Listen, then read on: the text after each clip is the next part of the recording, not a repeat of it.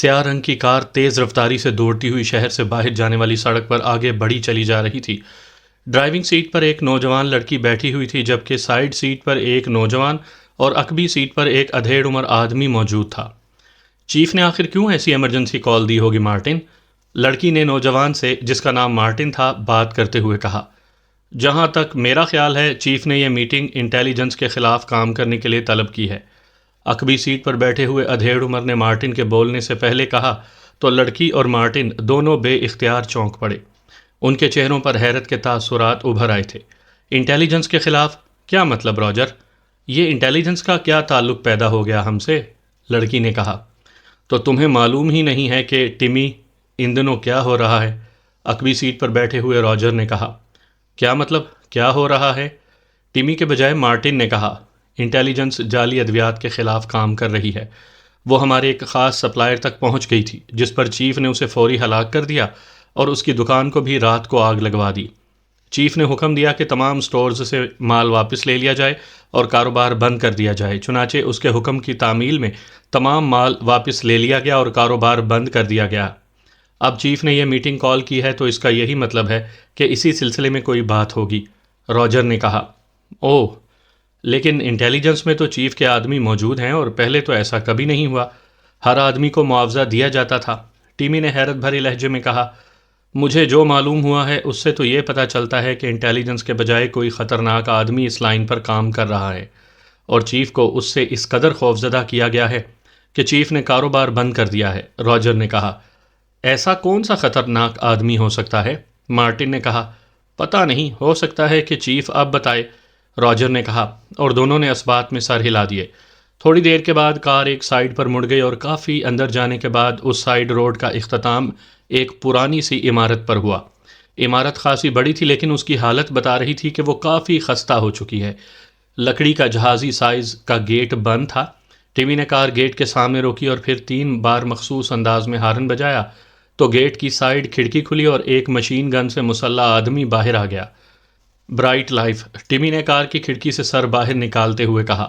یس سر، اس مسلح آدمی نے کہا اور تیزی سے واپس مڑ کر کھڑکی میں غائب ہو گیا۔ چند لمحوں کے بعد بڑا پھاٹک کھل گیا اور ٹیمی کار اندر لے گئی۔ چند لمحوں کے بعد وہ ایک تہہ خانے میں پہنچ گئے جو انتہائی شاندار انداز میں سجایا گیا تھا۔ اندر سے اس عمارت کو دیکھ کر یقین نہیں آتا تھا کہ باہر سے یہ عمارت اس قدر پرانی اور خستہ بھی ہو سکتی ہے۔ تہہ خانے کے درمیان ایک بڑی سی میز کے گرد 4 کرسیاں پڑی ہوئی تھیں۔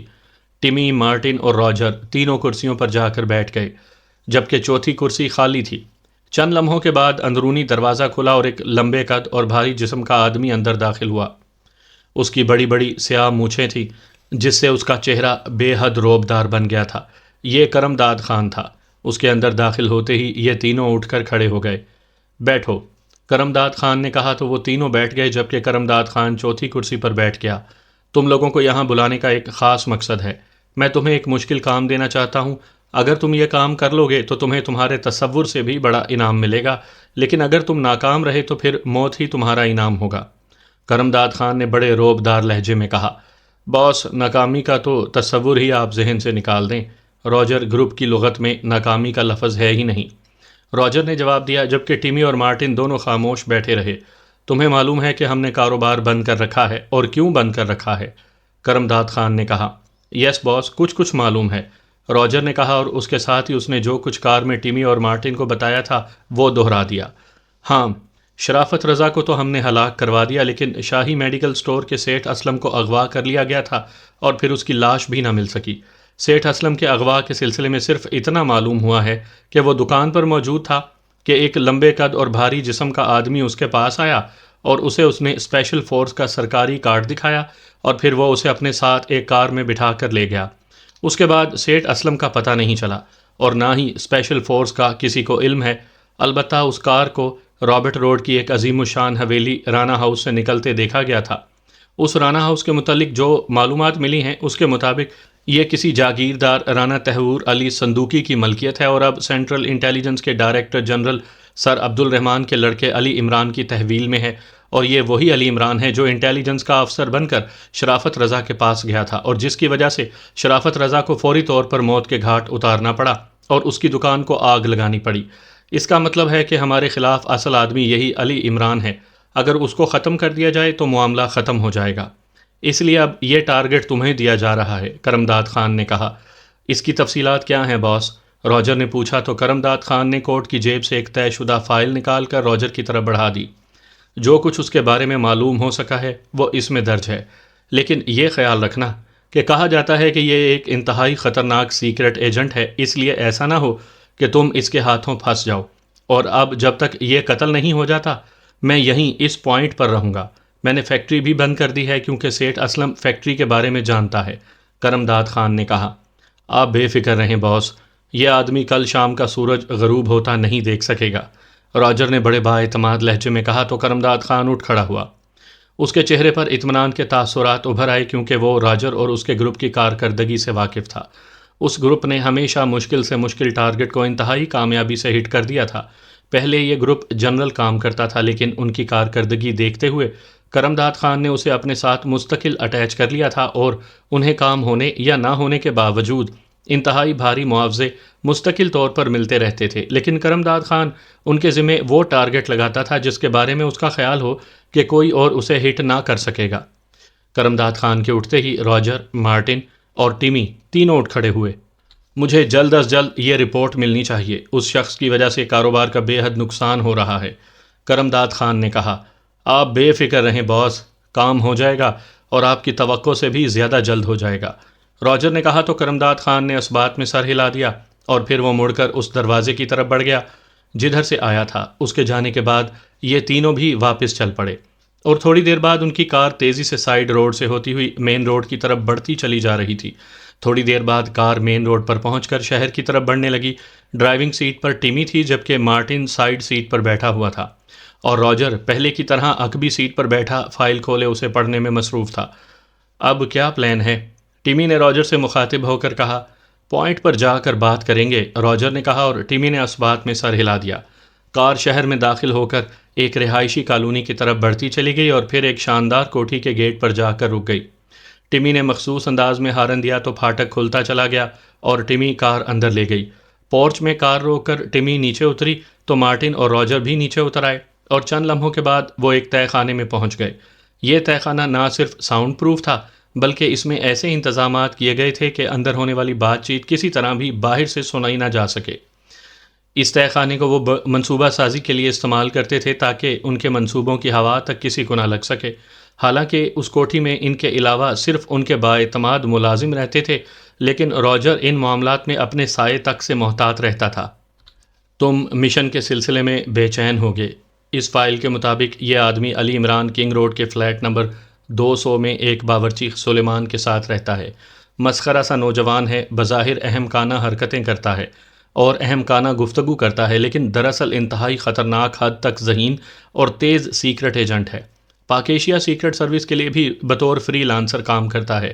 سینٹرل انٹیلیجنس بیورو کے ڈائریکٹر جنرل سر عبد الرحمان کا اکلوتا بیٹا ہے، اور اس نے کسی غیر ملکی یونیورسٹی سے سائنس میں بڑی بڑی ڈگریاں لی ہوئی ہیں، لیکن وہ کوئی کام کاج نہیں کرتا، اس لیے اس کے والد نے اسے گھر سے نکالا ہوا ہے۔ سینٹرل انٹیلیجنس بیورو کے سپرنٹینڈنٹ فیاض کا گہرا دوست ہے، اور رانا ہاؤس جو رابرٹ روڈ پر ایک عظیم الشان عمارت ہے اس کی تحویل میں ہے، لیکن وہ کبھی کبھی وہاں جاتا ہے اور بس۔ اب تم بتاؤ کہ اسے ہٹ کرنے کے لیے کیا پلان بنایا جائے، راجر نے تفصیل بیان کرتے ہوئے کہا۔ اس کے فلیٹ کو بم سے اڑا دیا جائے، ٹیمی نے بڑے معصوم سے لہجے میں کہا۔ نہیں، اس طرح اس کے بچ نکلنے کے امکانات بہرحال رہ جائیں گے۔ کوئی فول پروف پلان بنانا ہوگا، اور وہ بھی فوری نوعیت کا۔ میں اسے کسی بھی طرح ڈھیل نہیں دینا چاہتا، راجر نے کہا۔ راجر، ایک بات کہوں؟ اچانک خاموش بیٹھے مارٹن نے پہلی بار بولتے ہوئے کہا۔ ہاں کہو، راجر نے چونک کر کہا۔ ہم علیحدہ علیحدہ اپنے طور پر اس کو ہٹ کرنے کا کام کرتے ہیں، اگر یہ ایک سے بچ جائے گا تو دوسرا اسے ختم کر دے گا، مارٹن نے کہا۔ نہیں، اس طرح بہت وقت ضائع ہو سکتا ہے، ہم تینوں نے اکٹھے کام کرنا ہے، اور میں نے جو پلان سوچا ہے وہ بالکل سیدھا سادہ ہے۔ ہم تینوں اس کے فلیٹ پر کسی رفاہی ادارے کے لیے چندہ مانگنے جائیں گے، پھر جیسے ہی یہ عمران سامنے آ کر کنفرم ہوگا ہم تینوں ہی بیک وقت بجلی کسی تیزی سے اس کے سینے میں گولیاں اتار دیں گے۔ اگر اس کا باورچی بھی ہوا تو اس کو بھی، اور نہ ہوا تو اس اکیلے کو۔ سائلنسر لگا ہوا اسلحہ استعمال ہوگا اور ٹارگٹ ہٹ ہوتے ہی ہم خاموشی سے واپس آ جائیں گے، راجر نے کہا۔ گڈ شو، واقعی یہ انتہائی سادہ اور قابل عمل پلان ہے۔ اچانک ہونے والی فائرنگ سے وہ اپنے آپ کو کسی طرح بھی نہیں بچا سکے گا، ٹمی اور مارٹن دونوں نے کہا۔ اوکے پھر اٹھو چلیں، راجر نے کہا اور کرسی سے اٹھ کھڑا ہوا، اور اس کے ساتھ ہی ٹمی اور مارٹن بھی کھڑے ہو گئے۔ میک اپ نہ کر لیں راجر، ٹمی نے کہا۔ اس کی ضرورت نہیں ہے، ہم نے وہاں کسی کو زندہ تو نہیں چھوڑنا، راجر نے کہا، اور دونوں نے اس بات میں سر ہلا دیے۔ سامعین کرام، آپ سن رہے ہیں عمران سیریز کے سلسلے میں ایک اردو کہانی جس کا نام ہے مکروہ جرم۔ یہ اس سلسلے کی قسط نمبر 3 ہے۔ مجھے امید ہے آپ کو میری یہ کاوش پسند آ رہی ہوگی۔ آپ نے اگر ابھی تک میرا چینل مائی وائس سبسکرائب نہیں کیا تو ابھی میرے چینل کو سبسکرائب کر کے بیل نوٹیفیکیشن آن کر لیجئے تاکہ آنے والی ہر نئی کہانی کی اطلاع بر وقت آپ تک پہنچ سکے۔ کار تیزی سے سڑک پر دوڑتی ہوئی ارباب روڈ کی طرف بڑھی چلی جا رہی تھی، جس پر بے شمار کمرشل پلازے تھے اور ان پلازوں میں بڑی بڑی کمپنیوں کے دفاتر تھے، اس لیے ارباب روڈ کو عرف عام میں بزنس روڈ بھی کہا جاتا تھا۔ کار کی ڈرائیونگ سیٹ پر صدیقی تھا، جبکہ سائیڈ سیٹ پر چوہان اور عقبی سیٹ پر نعمانی اور خاور بیٹھے ہوئے تھے۔ وہ ارباب روڈ پر واقع نیشنل کمرشل پلازا جا رہے تھے، جہاں انٹرنیشنل ڈرگ ایجنسی کے آفس تھے۔ انٹرنیشنل ڈرگ ایجنسی غیر ممالک سے ادویات امپورٹ کرنے کی سب سے بڑی ایجنسی تھی، اور اس انٹرنیشنل ڈرگ ایجنسی کا مالک اور چیئرمین کرمداد خان نامی ایک آدمی تھا۔ سلیمان کے دوست دکاندار کے بیٹے مراد نے شاہی میڈیکل سٹور کے بارے میں بتایا تھا کہ وہ جعلی ادویات فروخت کرتا ہے اور اس کا مالک سیٹھ اسلم اس معاملے میں کافی کچھ جانتا ہے۔ چنانچہ عمران کے کہنے پر صدیقی نے شاہی میڈیکل سٹور پر جا کر سیٹھ اسلم کو اسپیشل فورس کا کارڈ دکھا کر دکان سے اٹھایا اور پھر اسے کار میں بٹھا کر وہ سیدھا رانا ہاؤس لے آیا۔ یہاں اسے بے ہوش کر کے بلیک روم میں کرسی پر بٹھا کر راڈز سے جکڑ دیا گیا، اور پھر صدیقی نے عمران کو اطلاع دی تو عمران خود رانا ہاؤس پہنچ گیا۔ عمران نے اس سیٹھ اسلم سے جب تفصیل سے پوچھ گچھ کی تو اس سیٹھ اسلم نے بتایا کہ پاک ایشیا میں جعلی ادویات کا سب سے بڑا کام کرنے والا آدمی کرمداد خان ہے۔ بظاہر وہ ادویات کا امپورٹر ہے، لیکن اس نے جعلی ادویات بنانے کی خفیہ فیکٹریاں لگائی ہوئی ہیں، اور اس نے ان جعلی ادویات کو پورے ملک میں پھیلا رکھا ہے، اور جو دکاندار ایک بار اس جعلی ادویات فروخت کرنے کے چکر میں پھنس جائے پھر وہ اس نیٹ ورک سے زندہ نہیں نکل سکتا، کیونکہ کرمداد خان کے آدمی اسے فوراً ہلاک کروا دیتے ہیں۔ اس سیٹھ اسلم نے بتایا تھا کہ شرافت رضا کو بھی کرمداد خان کے حکم پر ہی گولی ماری گئی ہوگی، کیونکہ یہ سارے کام کرمداد خان ہی کرتا تھا، لیکن سیٹھ اسلم سوائے اس کرمداد خان کے نام کے اور کچھ نہ بتا سکا تھا، اس لیے عمران نے سیٹھ اسلم کو تو گولی مار کر اس کی لاش برقی بھٹی میں ڈلوا دی تھی، اور صدیقی کو کہہ دیا تھا کہ اب وہ باقاعدہ 4 سٹارز کے تحت اس جعلی ادویات بنانے اور فروخت کرنے والے ریکٹ کے خلاف بھرپور انداز میں کام کریں۔ چنانچہ صدیقی نے 4 سٹارز کی میٹنگ کال کی، اور اس وقت وہ کرمداد خان کے پاس جا رہے تھے۔ انہوں نے فیصلہ کیا تھا کہ اس کرمداد خان کو اغوا کر کے 4 سٹارز کے ہیڈ کوارٹر لے آئیں گے، اور پھر اس سے پورا نیٹ ورک معلوم کر کے حکومتی سطح پر اس کے خلاف کام کریں گے۔ تھوڑی دیر بعد کار نیشنل کمرشل پلازا کی 4 منزلہ عمارت کی پارکنگ کی طرف مڑ گئی۔ پارکنگ میں بے شمار رنگ برنگی کاریں موجود تھیں، اور پلازا میں بے شمار کاروباری لوگ آ جا رہے تھے۔ انٹرنیشنل ڈرگ ایجنسی کے دفاتر دوسری منزل پر تھے، اور پوری دوسری منزل میں اسی ایجنسی کے دفاتر تھے۔ لفٹ کے ذریعے وہ دوسری منزل پر پہنچے تو وہاں واقعی ہر کمرے میں بہت سرگرم کاروباری کاروائیاں ہو رہی تھیں۔ چیئرمین صاحب کا آفس کہاں ہے؟ صدیقی نے ایک باوردی دربان سے پوچھا۔ سب سے آخر میں ہے، لیکن چیئرمین صاحب تو ملک سے باہر ہیں، آپ جنرل مینیجر صاحب سے مل لیں، دربان نے کہا۔ لیکن جنرل مینیجر صاحب تو بغیر وقت لیے ملاقات نہیں کریں گے، جبکہ چیئرمین صاحب نے تو ہمیں باقاعدہ آج کا وقت دیا تھا۔ کب گئے ہیں وہ باہر؟ صدیقی نے کہا۔ وہ کل گئے ہیں جناب، شاید کوئی ایمرجنسی کاروباری معاملہ ہوگا، دربان نے کہا۔ جنرل مینیجر صاحب کا کیا نام ہے اور ان کا آفس کہاں ہے؟ صدیقی نے پوچھا۔ آخر سے دوسرا جناب، وہ جہاں باہر 2 باوردی دربان موجود ہیں، دربان نے کہا، اور صدیقی اس بات میں سر ہلاتا ہوا آگے بڑھ گیا۔ کمرے کا دروازہ بند تھا۔ صدیقی دروازے کو دھکیل کر اندر داخل ہوا تو یہ کافی بڑا کمرہ تھا، جس میں صوفے رکھے ہوئے تھے۔ ایک طرف اندھے شیشے کا کیبن تھا، جس کے باہر بیضوی کاؤنٹر تھا، جس کے پیچھے ایک نوجوان لڑکی سرخ رنگ کا فون رکھے بیٹھی ہوئی تھی۔ صوفوں پر 4 آدمی بیٹھے ہوئے تھے جو اپنے لباس اور جسامت سے ہی کاروباری نظر آ رہے تھے۔ صدیقی سیدھا کاؤنٹر کی طرف بڑھ گیا۔ ظاہر ہے اس کے ساتھی بھی اس کے پیچھے تھے۔ صدیقی نے جیب سے ایک کارڈ نکالا اور لڑکی کے سامنے رکھ دیا۔ اسپیشل فورس، ہم نے جنرل مینیجر سے فوری ملنا ہے، انتظام کرو، صدیقی نے انتہائی سرد لہجے میں کہا۔ او اچھا سر، لڑکی نے کارڈ دیکھ کر قدرے بوکھلائے ہوئے لہجے میں کہا اور پھر اس نے فون کا ریسیور اٹھایا اور 2 نمبر پریس کر دیے۔ باس، اسپیشل فورس کے 4 آفیسرز آئے ہیں اور آپ سے فوری ملاقات چاہتے ہیں، لڑکی نے مؤدبانہ لہجے میں کہا۔ یس باس، انہوں نے مجھے آفیشیل کارڈ دکھایا ہے، لڑکی نے دوسری طرف سے بات سن کر کہا۔ یس باس، لڑکی نے کہا اور ریسیور رکھ دیا۔ صرف 1 منٹ تشریف رکھیں، باس کے پاس ایک آدمی موجود ہے، وہ 1 منٹ کے بعد چلا جائے گا، پھر آپ مل لیں، لڑکی نے صدیقی سے کہا اور صدیقی نے اس بات میں سر ہلا دیا، لیکن وہ وہاں سے ہٹے نہیں تھے اور پھر واقعی 1 منٹ کے بعد شیشے کا دروازہ کھلا اور ایک کاروباری آدمی جس کے ہاتھ میں ایک چھوٹا سا بریف کیس تھا باہر نکل کر تیز تیز قدم اٹھاتا بیرونی دروازے کی طرف بڑھتا چلا گیا۔ تشریف لے جائیے، لڑکی نے کہا تو صدیقی سر ہلاتا ہوا دروازے کی طرف بڑھ گیا۔ اس نے دروازہ کھولا اور اندر داخل ہو گیا۔ کمرہ انتہائی شاندار اور باوقار انداز میں سجایا گیا تھا۔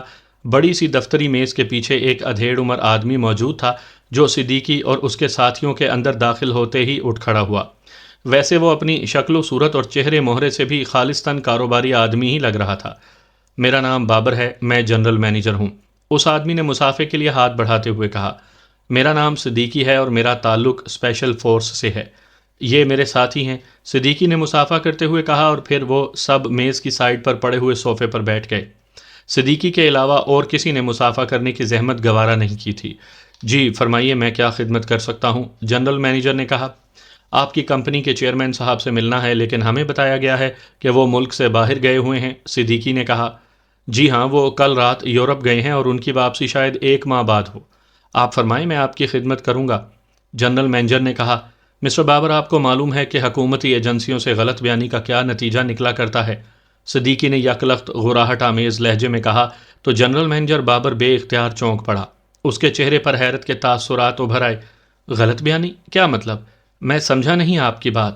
میں نے تو غلط بیانی نہیں کی ہے، جنرل مینیجر نے کہا۔ چیئرمین صاحب کا نام کرمداد خان ہے نا؟ صدیقی نے کہا۔ جی ہاں، یہی نام ہے ان کا، جنرل مینیجر بابر نے جواب دیا، اور اس نام کا کوئی آدمی کل رات کسی فلائٹ سے نہیں گیا۔ ہم نے اطلاع ملنے پر پہلے ہی ریکارڈ چیک کر لیا ہے۔ صدیقی نے ایسے ہی کہہ دیا تاکہ اصل حقیقت سامنے آ جائے۔ نہیں گئے؟ یہ کیسے ہو سکتا ہے جناب؟ انہوں نے تو خود مجھے فون پر کہا تھا کہ وہ 1 ماہ کے لیے یورپ کے دورے پر جا رہے ہیں اور رات کی فلائٹ سے جائیں گے۔ جنرل مینیجر بابر کے لہجے میں ایسی حیرت تھی کہ صدیقی سمجھ گیا کہ وہ سچ بول رہا ہے۔ بہرحال وہ باہر نہیں گئے، یہ تو طے ہے۔ اب وہ کہاں ہوں گے یہ آپ بتا دیں، ورنہ دوسری صورت میں ہم آپ کو ہیڈ کوارٹر لے جانے پر مجبور ہوں گے، اور آپ اتنا تو جانتے ہی ہوں گے کہ وہاں جا کر تو پتھر بھی بول پڑتے ہیں، صدیقی نے کہا۔ لیکن میں آپ سے سچ کہہ رہا ہوں، مجھے تو انہوں نے خود ہی بتایا ہے۔ اب وہ اگر نہیں گئے تو میں کیا کہہ سکتا ہوں؟ میرا ان سے کاروباری تعلق ہے اور بس، اس سے زیادہ کچھ نہیں، بابر نے ہونٹ بھینچتے ہوئے کہا۔ آپ ان کی رہائش گاہ پر فون کر کے معلوم کریں اور اس کے علاوہ جہاں جہاں وہ ہو سکتے ہیں وہاں سے معلوم کریں۔ ہمیں بہرحال ان سے ملنا ہے، ابھی اور اسی وقت، یہ ہمارے چیف کا حکم ہے، صدیقی نے کہا۔ لیکن اسپیشل فورس کو چیئرمین صاحب سے ایسا کون سا ایمرجنسی کام ہے؟ میری سمجھ میں تو یہ بات نہیں آ رہی، بابر نے کہا۔ یہ بات آپ نہیں سمجھ سکتے، اس لیے جو کچھ آپ سے کہا جا رہا ہے وہی کریں، اس میں آپ کا فائدہ ہے، صدیقی نے سرد لہجے میں کہا تو بابر نے ہاتھ بڑھا کر ریسیور اٹھایا۔ جمی، چیئرمین صاحب کے گھر فون کر کے معلوم کرو کہ کیا وہ گھر پر ہیں، اور اگر وہاں نہ ہو تو پھر جہاں جہاں بھی وہ ہو سکتے ہوں وہاں وہاں کوشش کرو، میں نے ان سے فوری بات کرنی ہے، بابر نے کہا۔ نہیں، وہ ملک سے باہر نہیں گئے، یہ بات طے ہے، بابر نے دوسری طرف سے بات سنتے ہوئے کہا اور پھر ریسیور رکھ دیا۔ ابھی معلوم ہو جائے گا، جمی مجھ سے زیادہ ان کے بارے میں جانتی ہے، بابر نے کہا اور صدیقی نے اس بات میں سر ہلا دیا۔ آپ کیا پینا پسند فرمائیں گے؟ چند لمحوں کی خاموشی کے بعد جنرل مینیجر نے کہا۔ سوری، ہم ڈیوٹی پر ہیں، صدیقی نے جواب دیا، اور پھر مزید چند منٹ کے بعد فون کی گھنٹی بج اٹھی تو جنرل مینیجر نے ہاتھ بڑھا کر ریسیور اٹھا لیا۔ صدیقی نے اٹھ کر لاؤڈر کا بٹن پریس کر دیا۔ یس، جنرل مینیجر نے کہا۔ باس، چیئرمین صاحب نہ ہی اپنی رہائش گاہ پر ہیں، وہاں سے بھی یہی بتایا گیا ہے کہ وہ رات کی فلائٹ سے یورپ چلے گئے ہیں، اور نہ ہی ریڈ کلب میں ہیں، اور نہ ہی آئرش کلب میں، سب جگہ سے یہی بتایا گیا ہے کہ وہ غیر ملکی دورے پر ہیں، جمی کی آواز سنائی دی۔ اوکے، جنرل مینیجر بابر نے کہا اور ریسیور رکھ دیا۔ اب فرمائیے، میں مزید کیا خدمت کر سکتا ہوں؟ جنرل مینیجر نے قدرے ناخوشگوار لہجے میں کہا۔ کوئی ایسی ٹپ جس سے پتہ چل سکے کہ چیئرمین صاحب کہاں ہو سکتے ہیں؟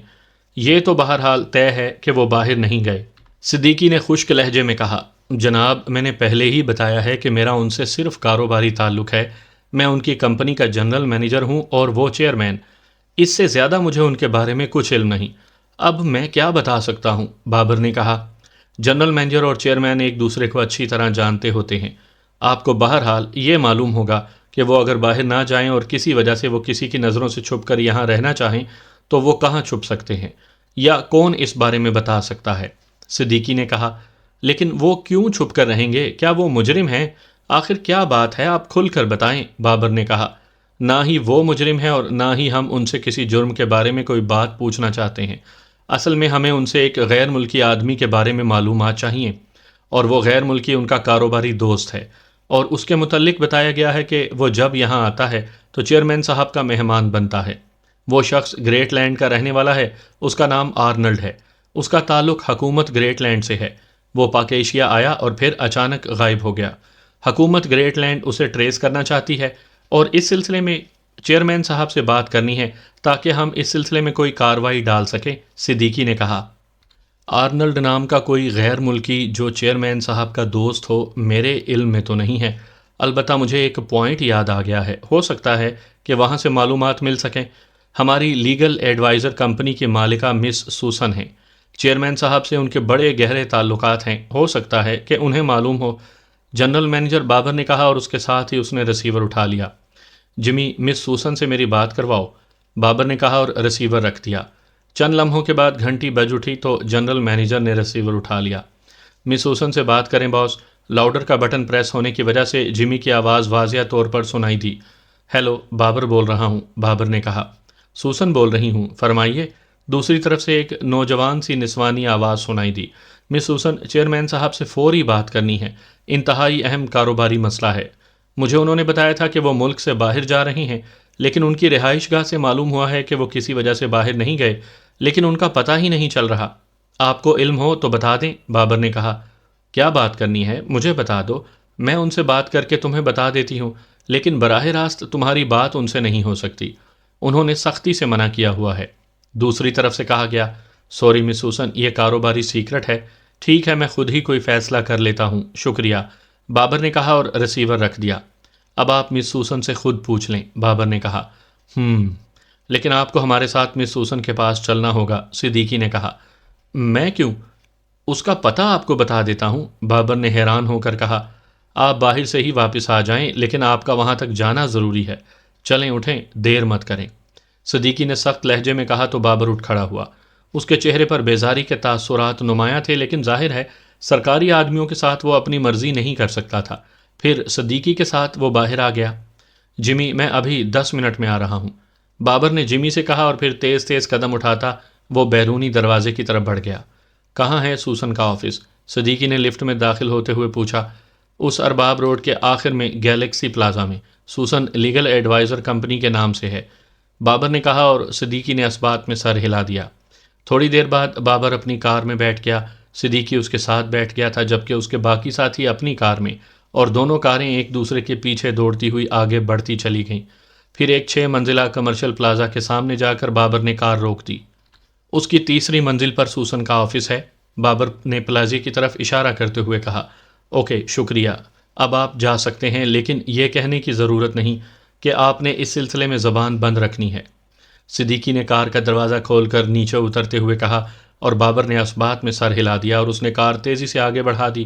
چوہان، جو دوسری کار کی ڈرائیونگ سیٹ پر تھا، کار کو پارکنگ میں لے گیا تھا اور اب وہ کار سے اتر کر پلازا کے مین گیٹ کی طرف بڑھ رہے تھے، اس لیے صدیقی بھی ادھر چل پڑا۔ تھوڑی دیر بعد وہ سوسن کے آفس میں موجود تھے۔ سوسن ایک نوجوان لڑکی تھی اور شکل و صورت اور لباس سے کسی طرح بھی کسی ایجنسی کی مالکہ نہیں لگتی تھی۔